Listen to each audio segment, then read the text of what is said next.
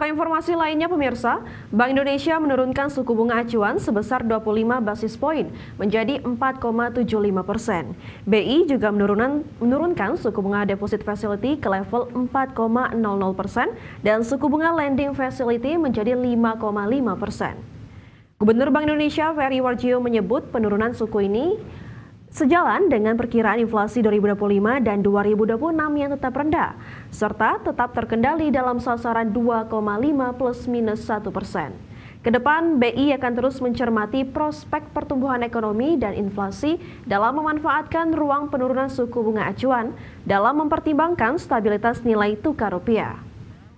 Suku bunga deposit facility turun sebesar 50 basis point menjadi 3,75% dan suku bunga lending facility turun sebesar 25 basis point menjadi 5. Menteri Keuangan Purbaya Yudisadewa menyoroti perilaku direksi perbankan yang dinilai terlalu nyaman dengan kondisi likuiditas saat ini.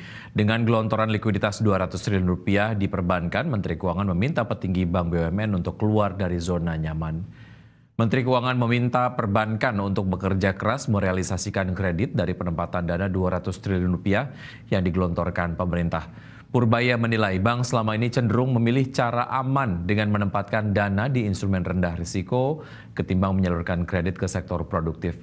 Untuk itu Purbaya berharap penempatan dana pemerintah 200 triliun rupiah di bank-bank milik negara seharusnya menjadi dorongan bagi perbankan untuk lebih aktif mencari proyek produktif agar likuiditas lebih produktif.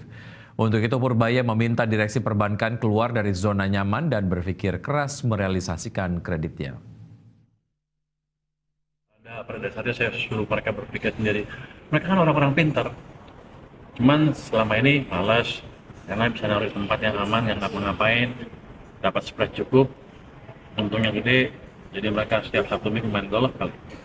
Sekarang dengan uang itu mereka berpikir dan harusnya market base ya, mereka akan mencari proyek-proyek yang memberikan return paling tinggi dan yang paling aman. Kalangan pelaku usaha yang tergabung dalam Kamar Dagang dan Industri Indonesia setuju dengan upaya perluasan instrumen yang lebih produktif yang harus dijalankan perbankan negara. Ya, Wakil Ketua Umum Kadin Bidang Perindustrian Saleh Husin menilai upaya pemerintah mengguyur anggaran sebesar 200 triliun rupiah kepada bank-bank BUMN diharapkan bisa meningkatkan kinerja penyaluran kredit di sektor produktif, khususnya sektor industri padat karya. Untuk itu, Menteri Perindustrian periode 2014 hingga 2016 ini berharap insentif-insentif yang digelontorkan pemerintah harus membawa multiplier efek terhadap sektor-sektor padat karya agar lebih produktif dan memberikan sosial ekonomi yang meningkatkan daya beli secara signifikan. Tentu pemerintah harus fokus pada stimulus yang cepat, tepat sasaran, dan punya multiplier efek yang besar. Di samping itu juga adalah memperkuat koordinasi agar tidak ada program yang tumpang tindih dan menjaga kredibilitas daripada fiskal agar pasar betul-betul dapat percaya, memberi dorongan untuk produktivitas daripada industri lewat peremajaan daripada mesin. Nah, saya kira langkah ini bisa dilihat sebagai upaya dalam menyeimbangkan demand side dalam hal ini daya beli maupun juga dari sisi supply side-nya atau Presiden Prabowo Subianto kembali merombak susunan Kabinet Merah Putih. Ya, Presiden resmi melantik Letnan Jenderal Purnawirawan Djamari Caniago sebagai Menko Polkam, Erick Thohir sebagai Menteri Pemuda dan Olahraga. Presiden Prabowo Subianto kembali merombak susunan Kabinet Merah Putih.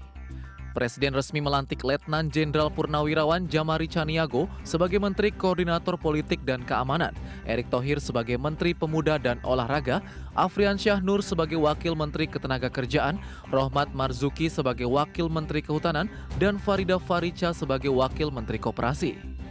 Presiden juga melantik Angga Raka Prabowo Kepala Badan Komunikasi Pemerintah, Muhammad Qadari sebagai Kepala Staf Kepresidenan, Komjen Pol Purnawirawan Ahmad Doviri sebagai Penasihat Presiden Bidang Keamanan dan Ketertiban Masyarakat dan Reformasi Kepolisian. Nanik Esdeyang sebagai Wakil Kepala Badan Gizi Nasional, Sodi Sanjaya sebagai Wakil Kepala Badan Gizi Nasional, dan Sarah Sadika sebagai Kepala Lembaga Kebijakan Pengadaan Barang Jasa Pemerintah. Pengangkatan Menteri dan Wakil Menteri Kabinet Merah Putih ini berdasarkan keputusan Presiden nomor 96 P tahun 2026. Jakarta, Tim Liputan IDX Channel. Ya, pemirsa, dilantiknya Erick Thohir sebagai Menpora membuat posisi Menteri BUMN kosong. Menteri Sekretaris Negara Prasetyo Hadi mengaku Presiden belum menunjuk Menteri BUMN definitif dan Presiden masih mencari figur yang tepat untuk memimpin Kementerian Badan Usaha milik negara. Prasetyo Hadi memastikan penunjukan Erick Thohir sebagai Menpora memiliki tugas berat untuk membawa olahraga Indonesia ke pentas dunia. Tidak hanya sepak bola, namun seluruh cabang olahraga. Menteri BUMN definitif memang belum ditunjuk karena kita masih mencari sosok dengan berpindahnya tugas kepada Bapak Erick Thohir ke Kementerian Pemuda dan Olahraga. Memang kita berharap tidak hanya sepak bola, ini kan kita semua paham bahwa Pak Erick Thohir punya sejarah prestasi yang panjang dalam hal olahraga, dan itu yang kita inginkan, tidak hanya sepak bola. Beban yang kita berikan kepada Pak Erick Thohir sangat berat untuk semua olahraga. Kita pengennya menuju kelas dunia gitu. Kementeriannya, Mas, kalau Menteri Dalam Negeri Tito Karnavian telah menginstruksikan seluruh pemerintahan daerah untuk segera mengkaji ulang dan mengevaluasi tunjangan perumahan yang diterima oleh anggota Dewan Perwakilan Rakyat Daerah atau DPRD. Langkah ini diambil menyusul sorotan tajam publik dan keputusan DPR RI yang telah lebih dulu menghentikan tunjangan serupa. Tito meminta DPRD dan pemerintahan daerah mendengarkan suara masyarakat. Terlebih dahulu, DPR RI sudah terlebih dahulu menghentikan izin tersebut. Tito menyebut tunjangan perumahan fantastis untuk anggota DPRD di sejumlah wilayah merupakan kebijakan lama. Tito mengatakan kepala daerah yang baru dilantik pada 2024 tidak mengetahui kebijakan tunjangan perumahan yang disorot publik tersebut.